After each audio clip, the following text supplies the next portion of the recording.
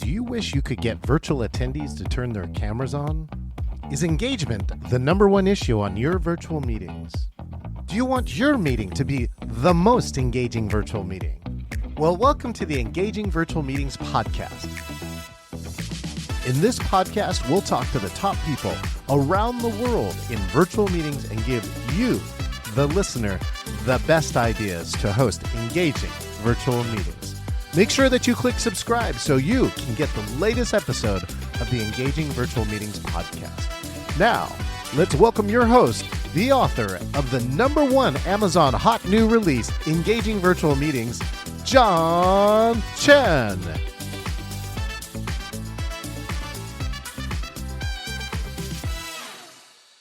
Welcome and happy Veterans Day. Thank you to all our amazing veterans out there and who have served before. This day is for you. I'm John Chen. You're on an Engaging Virtual Meetings podcast. And by the way, if you're out there, hey, hit the subscribe button, share, like, or comment. And I'm so happy to report, finally, the YouTube channel is over 500 subscriptions. Keep it going. Thank you for all of you who have pushed the button. If you also want to subscribe and listen to this on your favorite podcast app, go to engagingvirtualmeetings.online and you can subscribe in one of 13 spots. Did you know Spotify is the #1 spot, followed closely by Apple Podcasts, people who download this podcast? Now, this is, I got an amazing guest here.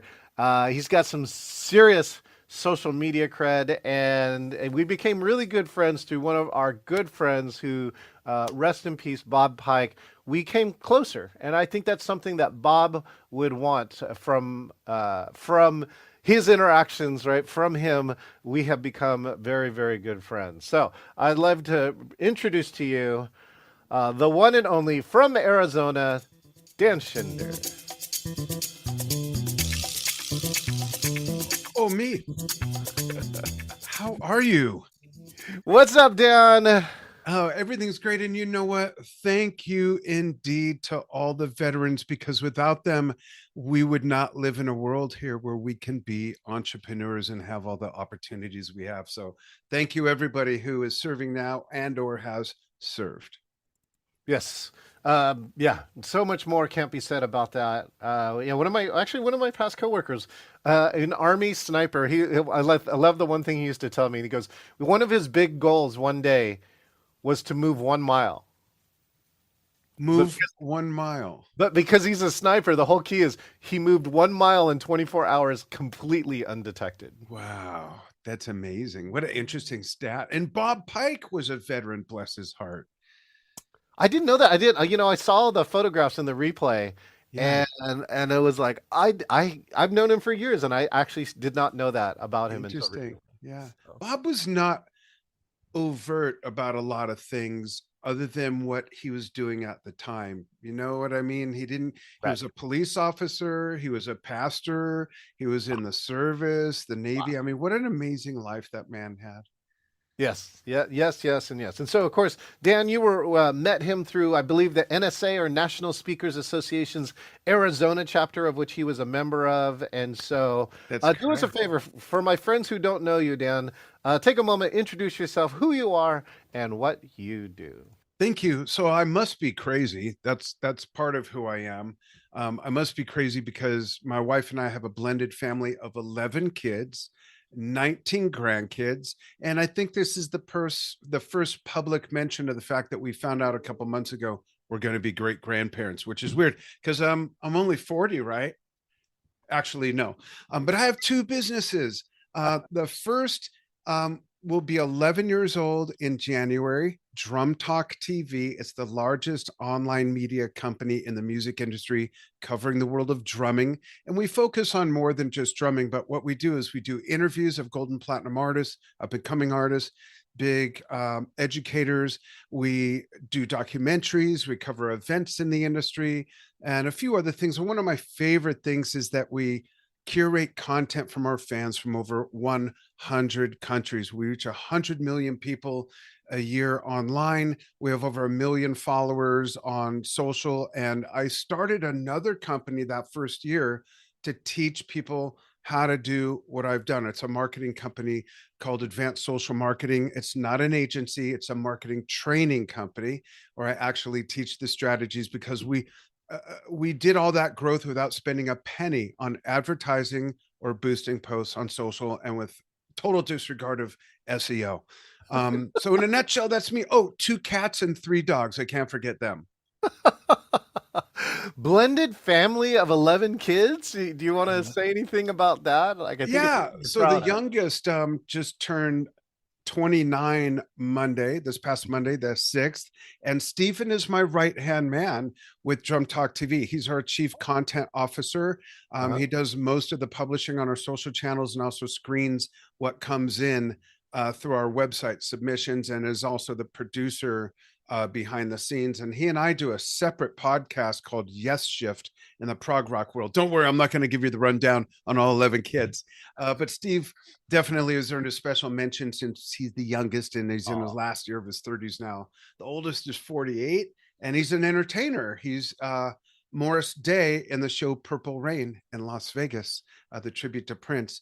wow. All wonderful people, all the kids, all the grandkids. And my wife and I met later in life after we got some experience and mileage under our belt, maybe a little extra mileage for me. I should be called the Michelin man or something. So yeah, there you go. That's a big part of the personal side. Well, let's talk about was it Drum Talk TV? Now, when you started this, I mean, did you know it was going to grow, or is it just something that kind of happened? I would love to hear the genesis. So I started it because, in part, because I was looking for something I couldn't find.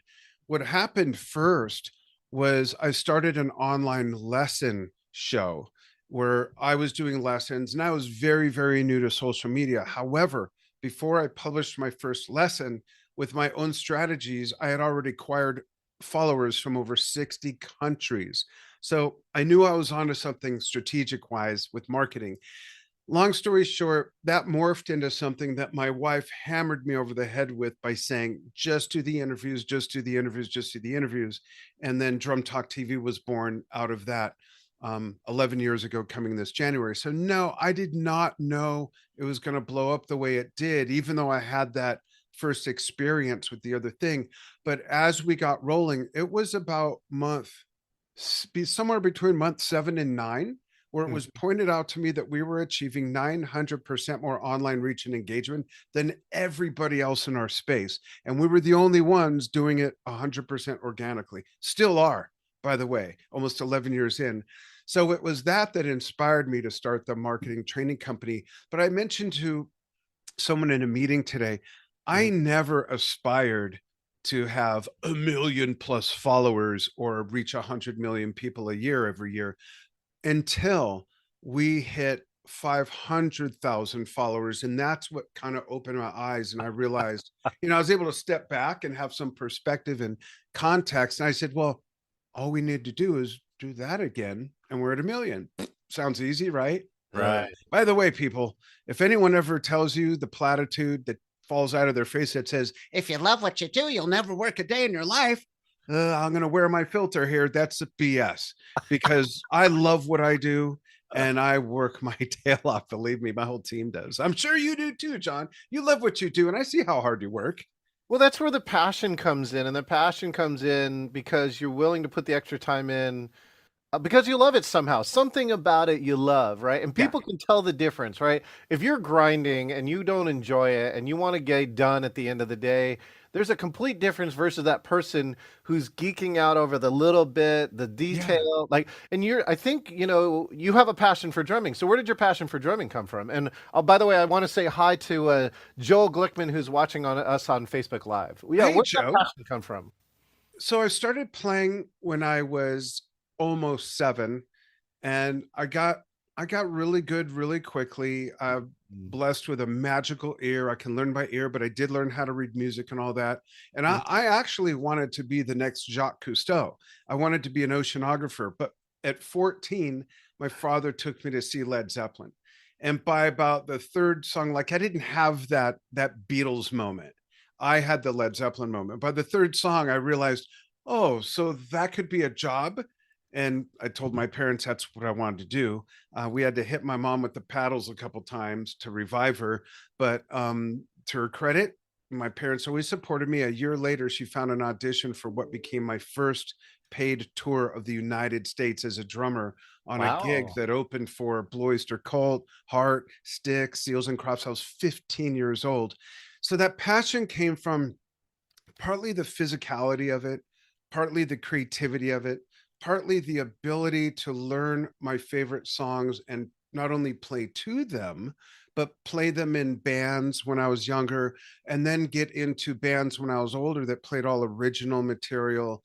And music, music is just something I think, it's like my wife says in one of our new videos, promoting something. She says, everybody has been moved by music somehow, in some way. You don't have to be a musician to be moved by music. Everyone has those songs or that album or that band that's part of the soundtrack of their life. And it touches people. It touches people. And I love, as the drummer, and my backup band with bass guitar, I love, as the drummer, seeing people bounce and move and dance, because they're not doing that to the guitar or a saxophone or a piano. I hate to burst any bubbles. They're doing it to the drums and the drummer. So it's gratifying on so many levels, whether it's a hand drum like those up there, Right. or Yeah. a full-blown crazy obnoxious progressive rock kit like mine that has a gong and two timpani drums and drums from 8 inches to 20 inches, and everything in between.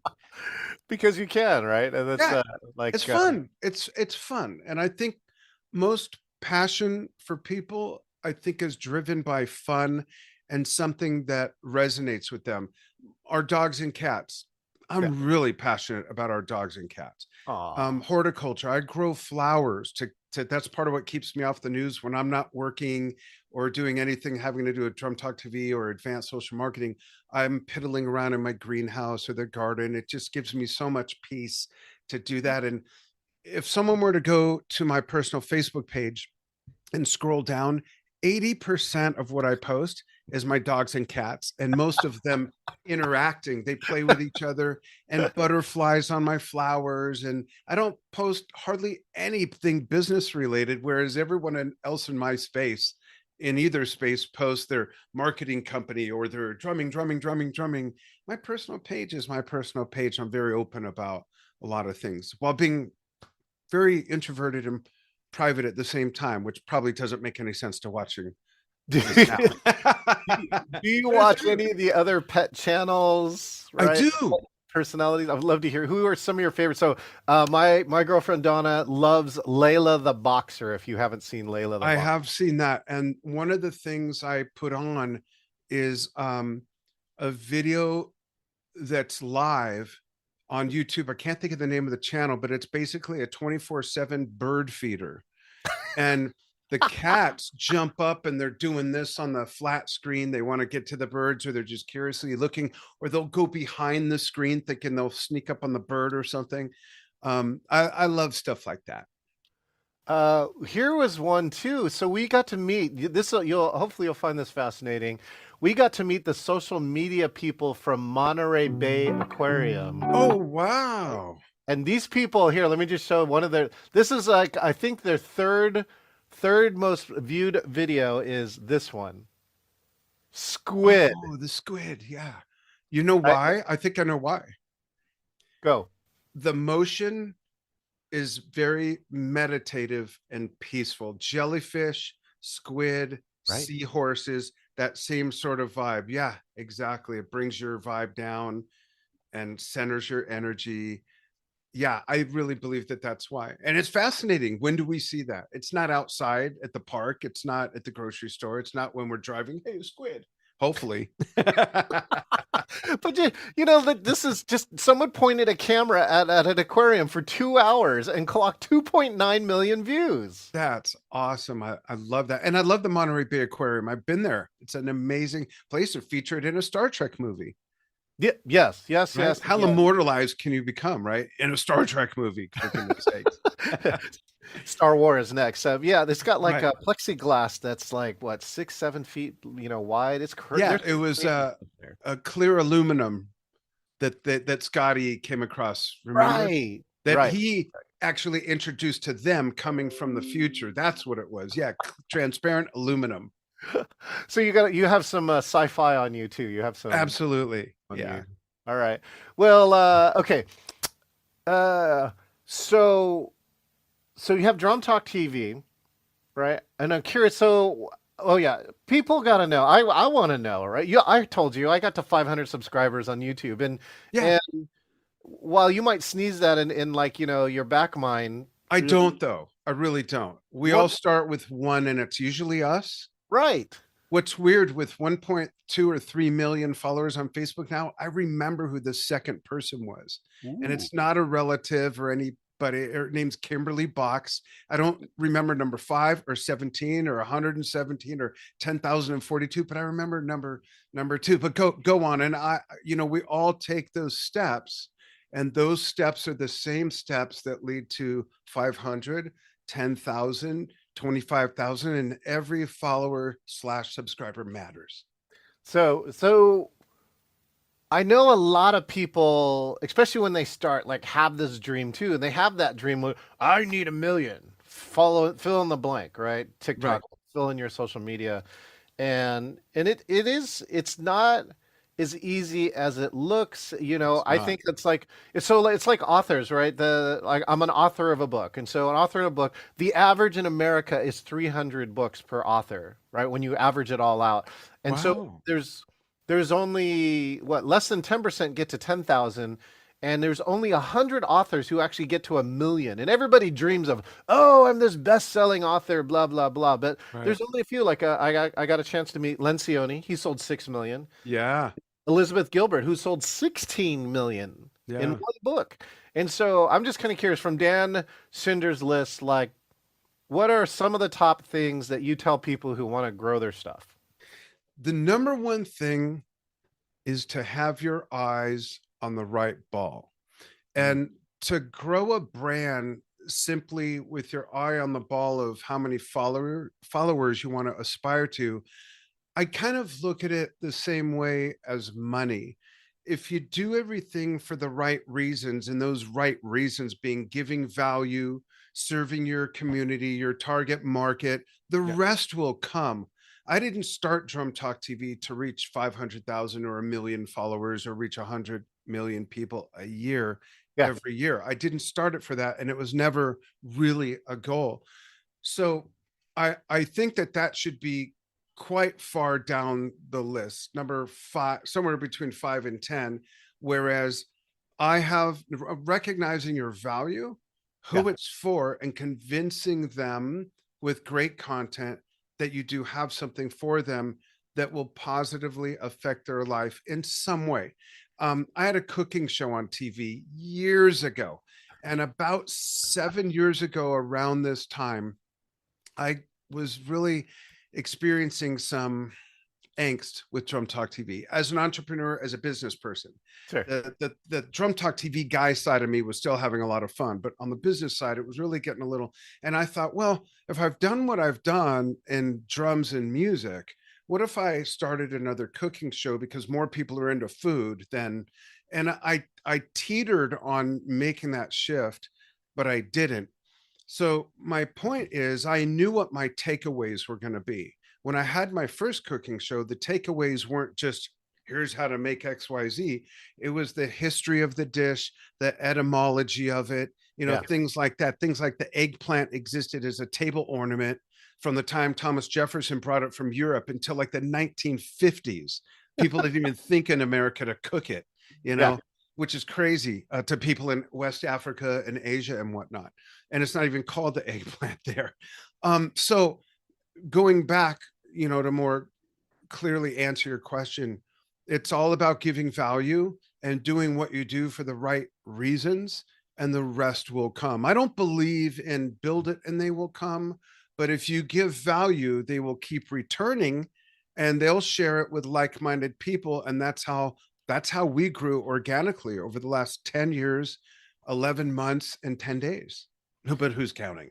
What's consistently some of the key pieces of value that you've seen on Drum Talk TV so that people have an idea of like how do I get my value? Right. That's great. Not being clinical is one of them. Not being too clinical, not being too academic. We share a lot of fun. And I'm going to tell you, folks, as someone who has 11 kids, 19 grandkids, 3 dogs, 2 cats, and a great grandchild on the way, you cannot please everybody with the same thing. You need to have varied content that A is still a reflection of your brand and what your value is, but is also a reflection of who you serve. So if you sell this, whatever this is, not everybody who needs this one thing is the same. Someone who's 50 that grew up in Manhattan and never left the city is going to be different from someone who's 23 and lives in Los Angeles who's traveled to 18 countries. Yeah. Just as a not crude example, but a real one. So different personas in your audience are going to follow you for different reasons. And it's important to learn who your audience is and provide varied content around not only that same thing, but one of the biggest mistakes in content marketing or any brand on social and even with email marketing is that they post mostly or only what's for sale, what's for sale, what's for sale. You have to give value. You have to give people a reason to keep following you. If you turned on the radio and you heard your favorite song, but then 20 minutes of commercials, then another song, then 20 minutes of commercials, how long would you listen to that radio station? You'd probably deprogram it from your car or your computer. It's the same thing. You promote about 20 to 30% of the time, give value and fun. The other 70 to 80% is really the key. And that's a big way of how we surpassed everybody in our space in that first year. And the newest company, the newest brand behind us, John, was 10 years old. So here we come as the newcomer 10 years after the newer comer before us, and we just blew everybody away because they were too busy advertising what's for sale, what's for sale, what's for sale. And it's quite frankly run by a bunch of old farts, even older than I am, and they just still have not embraced what content marketing is really about and how to build that relationship with your audience and keep them wanting more. That's the key. It's not that hard to get followers. The hardest thing is keeping them. Oh, well, good. That's a great question then too. Right. I'd love to hear about churn and right. I'm curious. What is Dan Shinder's definition of engagement? I can't even say it, so I don't know. Right? Definition, the meaning of engagement is when people comment. That's the number one real definition. But comments and shares are what matters most. There are people that will be innocent bystanders and never comment, but they'll share it with like-minded people, or they're helping you rack up those video views, but they'll never comment. But the comments are number one because that's where we learn from our audience. And you got to ask questions in your posts. That's where you learn from your audience and find out what do they like? What do they not like? What do they want more of? You can even bluntly ask, hey, when you buy something online, how do you pay? Is it PayPal? Do you use a debit card, a credit card? You can learn anything you want by asking your audience if you have built trust and likability. I'll give you an example. Years ago, we posted this meme that was a woman, a young lady at a purple drum set in a redwood forest. I saw that picture. I turned up the saturation. I put it in our meme template, and the meme itself said, "You're never alone if you have drums." The post said, "Has drumming helped you get through challenging times in life?" And then I looked at it again and I changed drumming to playing music, so it's more universal. And I thought, I don't know if people are going to respond to this. Because we had built a certain level of trust with a huge amount of our followers, they felt comfortable spilling out their guts. Yes, playing music, the trumpet, drums, saxophone helped me get through being a latchkey kid at home and not seeing my parents till the evening. Helped me get through my dad leaving when I was young, never knew who he was. Helped me get through my dog passing away. Helped me get through my wife leaving me, taking the house, the Cadillac, the Porsche, and the milkman.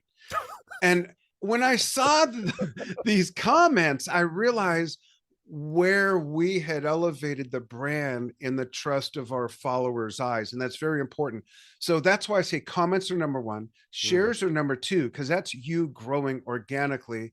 Number three is video views, mhm. because if you're getting video views, that means people are watching. And if there's a quick drop off rate, there's two reasons why. Either the first 10 or 20 seconds of the video is not engaging enough, and I'll get back to that if I may, or it's so compelling and convincing that they jump off the video, they click on your call to action and go do whatever that is. Hopefully you're all using calls to action in your posts, right? Buy my book, learn more, sign up for my e-list, go see more videos, whatever it is. But going back to the first 10 or 20 seconds, if people aren't compelled in the first really 10 to 20 seconds, they're not going to watch the rest of the video. And they'll watch less of your videos if the next 20 videos are the same. So I used to, like, I don't want to say crack up, but my heart would feel a little shadow across it when I'd see people submit videos to us on Drum Talk TV, which fans can do, and they'd Mhm. say, "Here's my video." And when you get to 1 minute and 38 seconds, that's the best part. And I'm thinking, people aren't going to start with that. Yes, This is the not a first Steven 10 Spielberg. seconds, right? Yeah, yeah. It's not a Steven Spielberg movie where people are going to sit through some lofty intro, the logo, where it was filmed, who did the editing. No one gives a.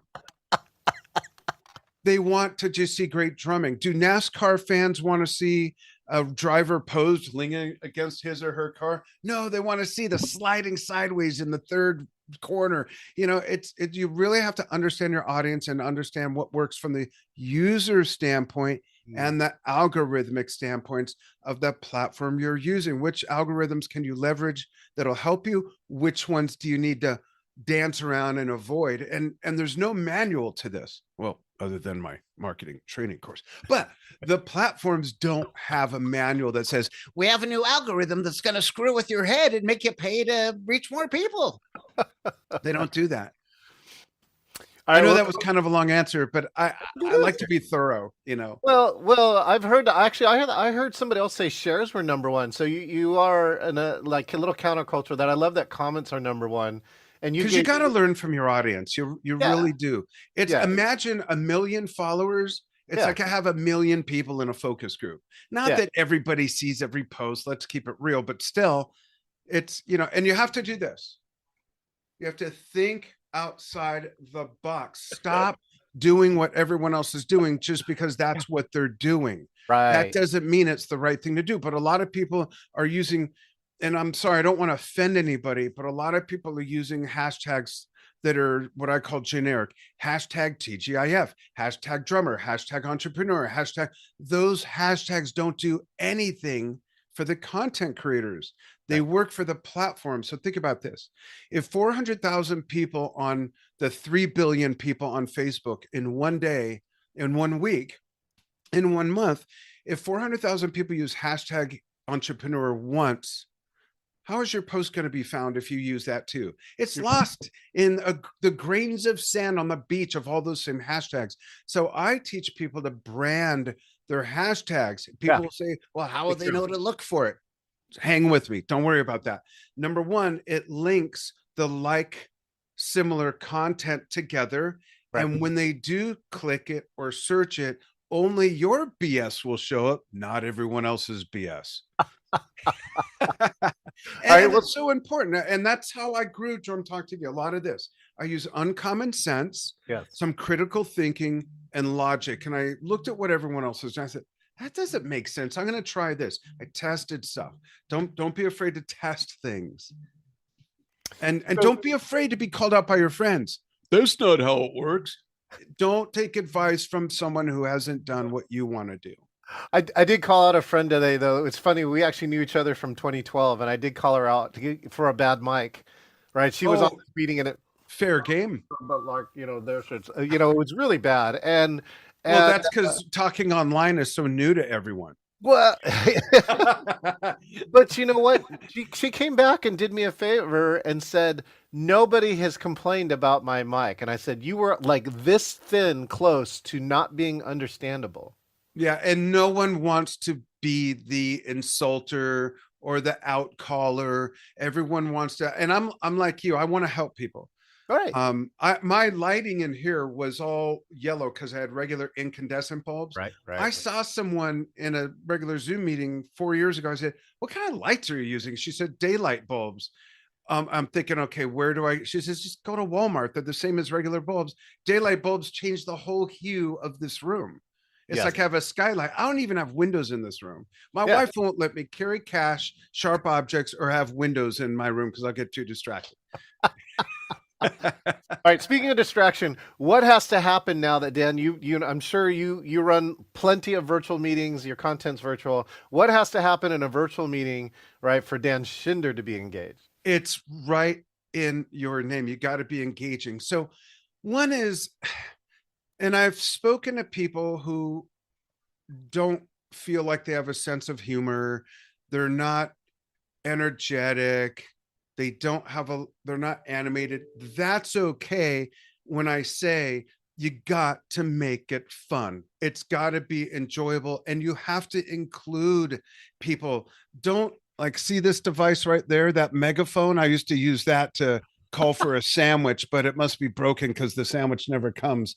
But you can't just megaphone and talk at people. You have to include them, have breakouts, have games, ask open-ended questions, get them involved, and they'll want more. They'll want to hang, and they'll ask you, "When's your next one? I want to do that again." It's so important, even in training. Yeah. Even when you're training, you've got to involve them and make it an open discussion, not just get up there and professorial lecture everybody. No one cares about that. It's got to be fun, and you got to make them part of the process. Yeah, so that led me to like my controversial stuff. And I got to tell you, I just watched a whole bunch of other professional presenters all year long. I can't imagine what you do that's controversial. Go ahead. You got me on the edge of my seat now. See, it's working. So in this case, right, my theory now is that I allocate half of my time in a keynote or a breakout for the audience to talk. That's brilliant. Like, remember what Bob used to do? Bob Right. Pike, who we talked about in the opening, our mutual friend who introduced us, used to use Umu, which Yeah. is a live in time polling program where you can ask your audience something and bam, it gives you and them all the results. That's engaging. That's having them participate. I think it's brilliant that you do that.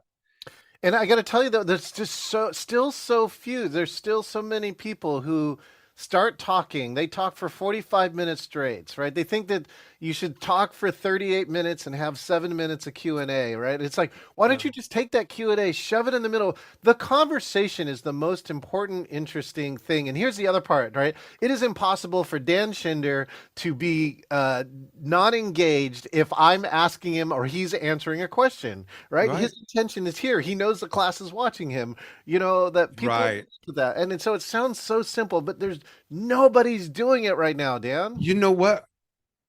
The gold in that is that almost nobody's doing that. And folks, if you want to stand out and knock people's socks off in a meeting, do that because it'll be an experience that they're not used to having. See, that's just like in going back to the content marketing. Every single post that we do, except for memes, whether it's event coverage, a documentary, an interview, or the fun stuff that we post, every post starts with a question because Right, it shows, right. and they're open-ended questions. It shows the audience that we're welcoming them. We want your input. Be part of this experience with us, and it piques their interest and makes them read the rest of it or watch the video or whatever. And that's exactly what you're talking about. When I do my trainings, after each section of each module, Right. I ask, who has questions about that? I don't want them having this spinning plate of something that didn't make sense that they're waiting half an hour to have to ask a question. And by then they look at their note like, what was this question? I don't even, it'll have more context. The answer will have Yes. more context when they can ask it, when they have the question, literally. Well, and it goes into this other part, right? We talked about some ADD or ADHD. It's like, Yeah. if you every 10 minutes, like after a block of something you taught, right? Now you say just ask questions. And even if it's 3 or 4 minutes, they're context relative. They should be ones that are coming up, right? If you wait too long, then you're right. It doesn't make any sense. Like, why do I want to ask this question? And Yeah. the other part, it trains everybody to like, ah, Dan doesn't actually really want me to ask questions, even though he's Right. saying the words, but he's not giving the time, It right? becomes a one-way street, and that never works.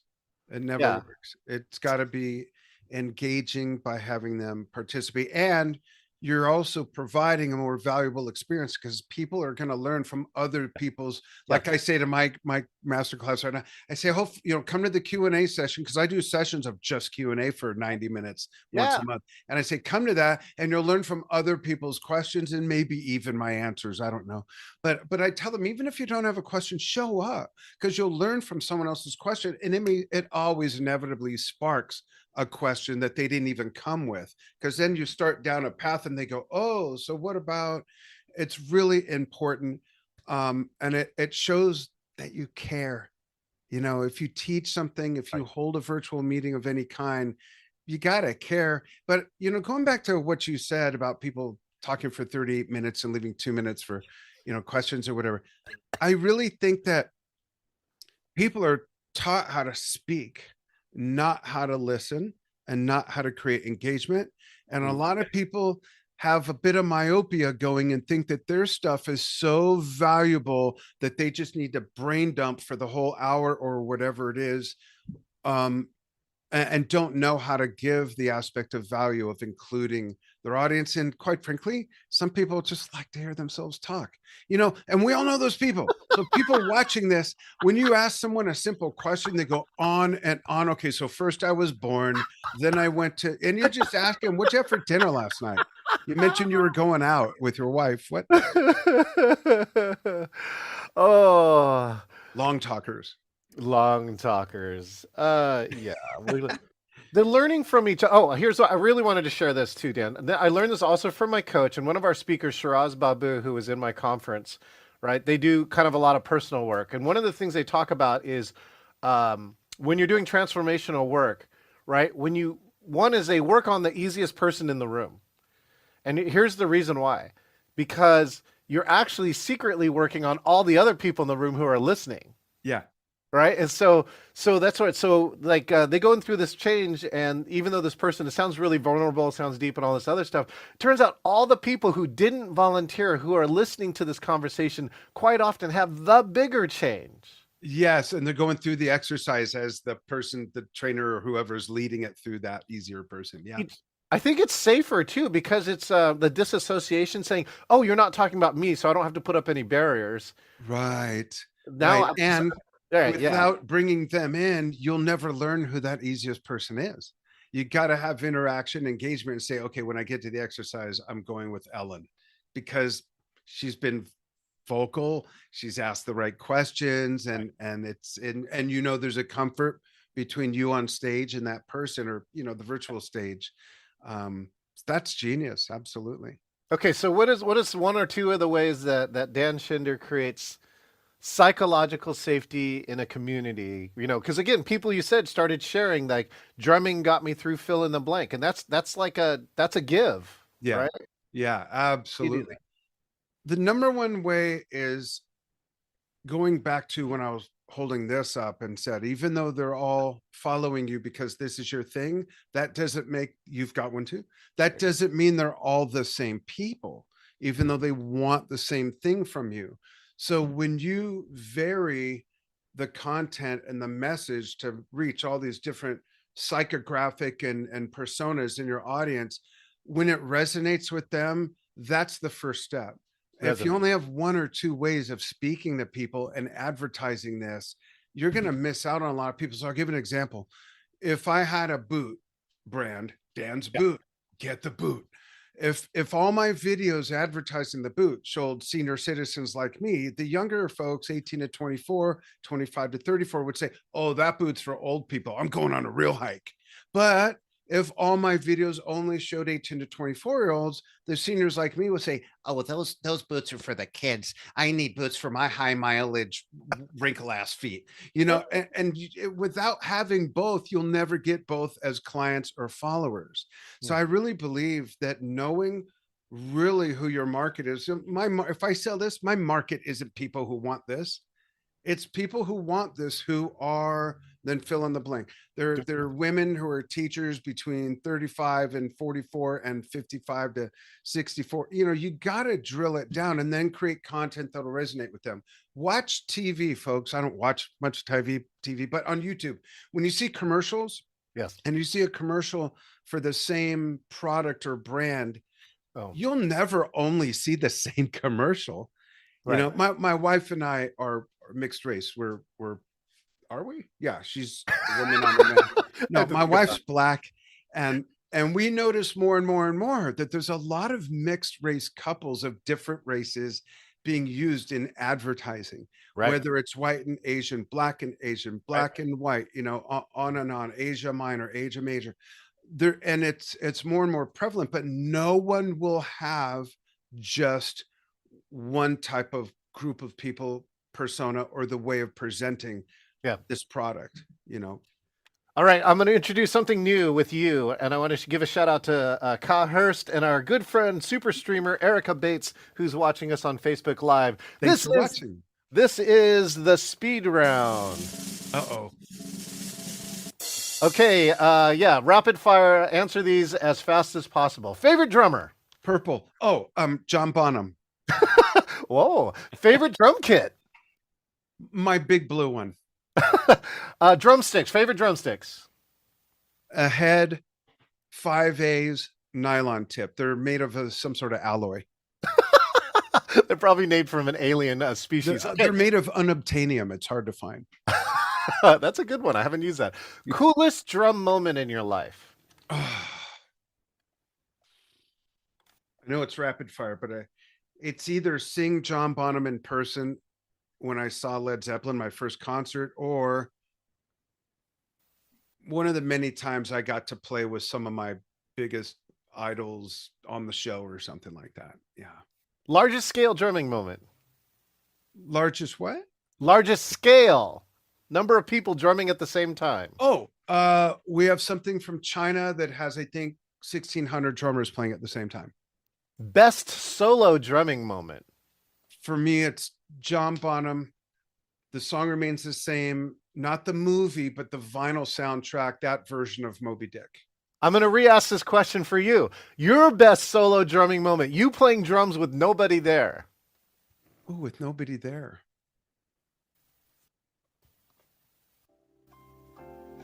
With nobody there? That's right. But is it a drum solo or me just playing with nobody there? No, you playing drums by yourself. Oh, solo. It's when I go down to my studio and I'm not broadcasting. I'm just playing for fun. And I put on some of my favorite music, old Yes, ELP, Genesis, Led Zeppelin. And I just blow my brains out playing just for fun. It's not work. It's just for fun. Best rhythm you heard from somebody else? Best rhythm? Yeah. Ooh.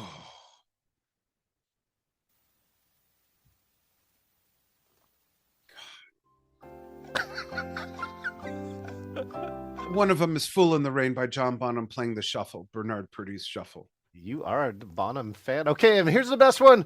Soundtrack of your life. It's narrow it down to a band or an album or... The soundtrack of your life. You can answer it however you want. It's classic rock and prog rock. It's Led Zeppelin, Deep Purple, Jethro Tull, Genesis, ELP, Yes, Gentle Giant. Yeah, all of that. That's my jam. I'm right. Old school. I'm seriously old school. Let's give it up for Dan Shinder. There we go. Thanks, everybody. Thank you, John. Thank you so much.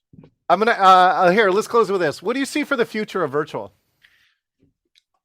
I hope it's not what I do hear sometimes. People burnt out on Zoom. Like, pretty sure you and I certainly was doing virtual training and meetings long before COVID. But there's a lot of people that didn't even have a webcam before COVID who are like this new Hallmark made up holiday, Zoom fatigue. Come on. when people say they want to do a phone call for the first time we're going to meet, they're not my client. I'm not doing it. It's face to face. There's nothing better than this other than sitting with somebody, Yeah. sharing a meal, breaking bread, whatever it is, going for a walk. So I hope it's not that, but I hope that it's going to be people using more tools like your background, flying in videos like we do on Drum Talk TV. When I interview someone, we always fly in a video, we show the new cover of the album, a bit more engagement, engaging content by using multimedia. And it's easy to do. You don't have to be a huge techie, to do it, whether it's OBS Studio like we use or StreamYard, or there's a bunch of them. And I hope that that's going to be the trend where more and more people will jump on board and realize they can't just be a talking head. Engage people, do polls, do quizzes, ask people to answer questions, and fly in multimedia and demonstrate Beautiful. things online. Yeah. You said a lot of things here, Dan. If you want people to remember one thing from this interview, what's your one thing for today? Take my marketing course. No, I'm kidding. I love you got the 30% here. Just nail it right now. Yeah. No, it would be, don't do what everyone else is doing just because that's what they're doing. Really take a step back, either learn from someone, whether it's me or someone else, try things out, but stop copying the person failing the test. I really think that that's important, and be true to your brand and know who you serve and be as overt about that as you want to get the point across of what the benefits are of what you offer. And I'm just going to add this, Dan, again, in respect for our very good friend, Bob Pike. Yeah. Sometimes give and expect absolutely nothing in return, because quite often some of the best stuff in life happens that way. By the way, Dan was the in-person producer. I was the virtual producer for Bob's Celebration of Life. That video is actually one of my top rated videos too, because it was content about like no one else could get it. And it was so authentic. Yeah. I tell people, everyone, it's like, that was a masterclass in speaking that you needed to be there to watch. And now you can actually go back and watch it. I'll post a link on my social. Yeah, we had, I think, I'm going to say 50-ish people in person in Bob's house. And for context, folks, Bob was still alive. It was a living memorial, living celebration of life. By the way, that's a cool idea too. Do something, right? Even who was it? Oh, come on. Who was it said, I'm going to steal this idea? Ken Blanchard says, I'm going to steal this idea. Yeah, let them enjoy it and see who Bob said he wanted to do. So he see who shows up that cares. But we had about 50 people in person. There were how many people online? Like 300 or so? Oh, it's like at least 150 to 200. Yeah, some of the stars in huge. Japan that he did a lot of work in, and they just so cool to see all the different places. And the people in person were able to see on a big 80-inch screen John and everyone that was tiled on Zoom online, and they were able to see us. It was a fascinating experience, and to do it for someone that we love so much and have other people there online and in person that we love for that mutual thing was really remarkable. I had never done anything like that for that purpose. Indeed. Well, Dan, I look forward to doing more with that. And I feel like I should take your marketing class too. So I hope to be a student there. Dan, thank you so much for your time today. Thank you so much. And thank you everybody for watching, whether you watched on the live or you're watching the archive.